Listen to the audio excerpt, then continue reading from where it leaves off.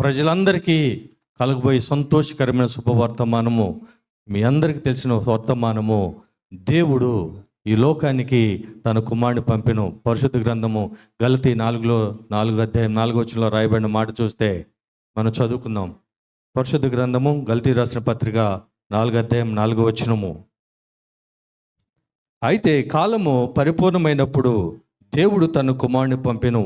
ఆయన స్త్రీయందు పుట్టి మనము దత్తపుత్రులం కావాలని ధర్మశాస్త్రముకు లోబడి ఉన్న వారిని విమోచించుటకై ధర్మశాస్త్రముకు లోబడిన వాడాయను. ఈ రోజున దేవుడు తన కుమారుని లోకానికి పంపాడు.